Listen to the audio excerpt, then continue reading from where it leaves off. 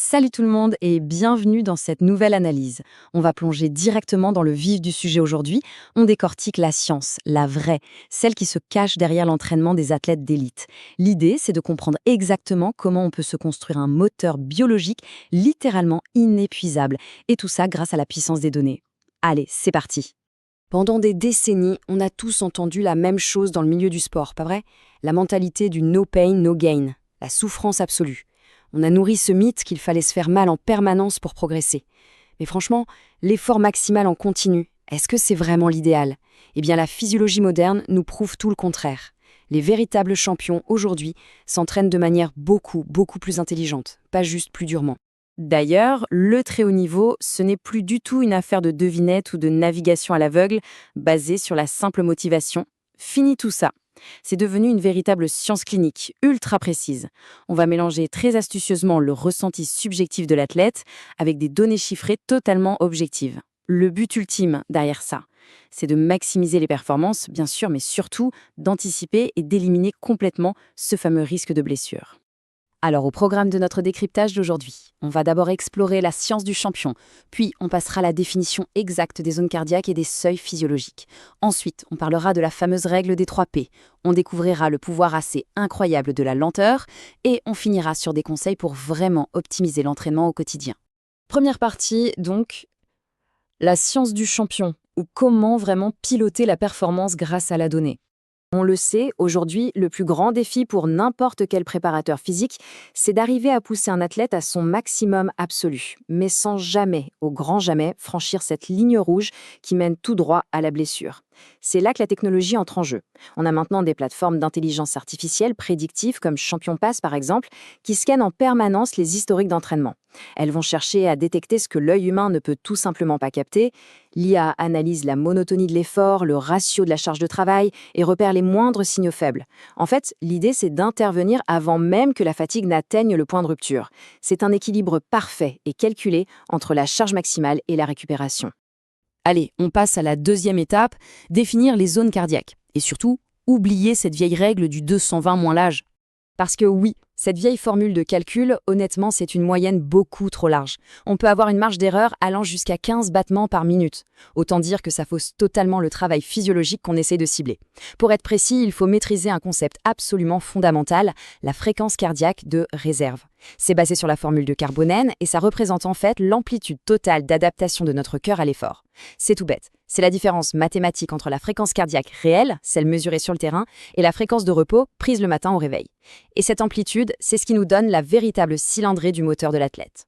Prenons un exemple hyper concret. Disons Martin. Le plafond de son cœur a été mesuré à 183 battements par minute et sa base de repos est à 56. Donc sa réserve à lui, elle est de 127 battements. Ok ? Maintenant, s'il veut développer son endurance fondamentale, disons en ciblant une intensité de 70%, eh bien il suffit de prendre 70% de sa réserve et d'y ajouter son rythme de repos, ce qui nous donne un résultat cible, très précis, de 145 battements par minute. C'est littéralement du sur-mesure pour son propre métabolisme. Troisième point crucial, les seuils physiologiques. En gros, que se passe-t-il vraiment à l'intérieur du corps quand l'intensité augmente ? Pour bien visualiser ça, il y a une métaphore absolument fantastique, c'est celle des états de l'eau. Imaginez un peu.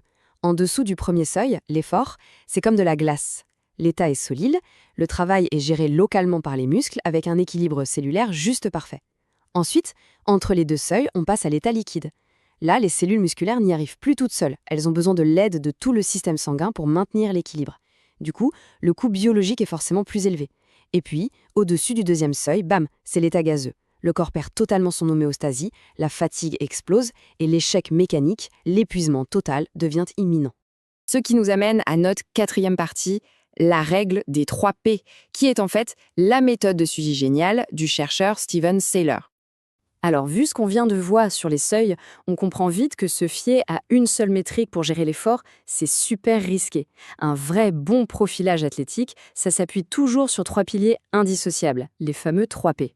D'abord, la performance. Ça, c'est le résultat brut, objectif, comme les watts générés sur le pédale. Ensuite, la physiologie. C'est le coût interne que l'organisme doit payer, donc la fréquence cardiaque ou le taux de lactate. Et enfin, le troisième P, souvent complètement oublié mais vital, la perception. Sur une échelle de 1 à 10, à quel point est-ce que cet effort semble difficile pour le système nerveux? Et le secret, il est là. Le sweet spot de l'entraînement se trouve exactement à l'intersection de ces trois données. On attaque la 5e partie et accrochez-vous car on va parler du pouvoir de la lenteur. C'est vraiment le secret le plus inattendu des champions. Honnêtement, c'est le concept le plus contre-intuitif du sport de haut niveau. Il faut s'entraîner extrêmement lentement pour au final devenir incroyablement rapide. L'analogie du véhicule hybride est parfaite pour ça. Le travail à très basse intensité, en zone 1 et 2, c'est comme construire un moteur électrique. C'est un processus hyper efficace qui va utiliser les graisses et développer un réseau massif de mitochondries pour durer indéfiniment. À l'opposé de ça, l'intensité maximale de la zone 5, c'est le moteur à combustion. Ça déploie une puissance fulgurante, oui, mais ça brûle du glycogène, un carburant super précieux et surtout très limité. En fait, ces sprints servent littéralement à détruire les vieilles cellules pour forcer le corps à en construire de nouvelles, bien plus fortes. L'objectif global, c'est de se bâtir le plus gros moteur électrique possible pour vraiment préserver le moteur à combustion pour le jour de la course, quand ça compte. En pratique, l'application est purement mathématique. Les capacités les plus immenses se forgent en dédiant pas moins de 80% de son volume d'entraînement total à des zones de très, très basse intensité. Comme ce travail dit facile à un coût biologique minime, on peut accumuler des heures et des heures de construction, sans faire de dégâts. Les 20% qui restent, eh bien, ils sont réservés à l'intensité brutale. C'est véritablement cette fondation massive, ce travail lent, qui va supporter tout l'édifice des futures performances. 6e et dernière partie, optimiser son entraînement. On va regarder comment exécuter ça de manière hyper pratique au quotidien. Faisons bien attention car il y a un vrai coût caché à l'intensité. C'est ce qu'on appelle le piège de la zone grise, et c'est monumental. Si le jour d'une séance de récupération, on pousse l'effort juste un tout petit peu trop fort, juste pour se faire plaisir, eh bien le corps bascule d'un état d'équilibre bénéfique à une dette physiologique totalement silencieuse. Ce petit excès, l'air de rien, draine la capacité nerveuse et musculaire dont on aura absolument besoin pour performer lors de la vraie séance à haute intensité, celle prévue plus tard dans la semaine. Pour résumer ça simplement, rendre les jours faciles trop durs, ça garantit que les jours durs seront au final beaucoup trop faciles. C'est exactement pour ça que la lecture stricte et bête d'un chiffre sur une montre ne suffira jamais. Notre moteur biologique est hypersensible à son environnement, ce qui rend notre fréquence cardiaque très volatile. Pensez-y, la chaleur, l'humidité ambiante, le fait d'avoir bu un double expresso, le stress psychologique d'une grosse journée de boulot ou juste une mauvaise nuit de sommeil, tout ça altère massivement le rythme du cœur. Et c'est pour ça que la fameuse perception de l'effort, le ressenti dont on parlait tout à l'heure, doit toujours venir contextualiser le chiffre qui s'affiche à l'écran. D'ailleurs, en parlant d'écran, il faut absolument briser un dernier mythe au niveau de la technologie, car l'outil de mesure change complètement la donne. Une montre connectée classique au poignet, ça utilise un capteur optique. Et le problème, c'est que ça souffre d'un sacré décalage. Ça peut très bien afficher un paisible 95 battements par minute alors que le coureur est en plein sprint à l'agonie absolue. À l'inverse, une ceinture pectorale va offrir une lecture électrique en temps réel, quasiment digne d'un électrocardiogramme. Elle va capter instantanément un pic à 160. Donc, si on veut piloter sa physiologie de manière sérieuse, il faut vraiment exiger l'exactitude clinique de ces capteurs.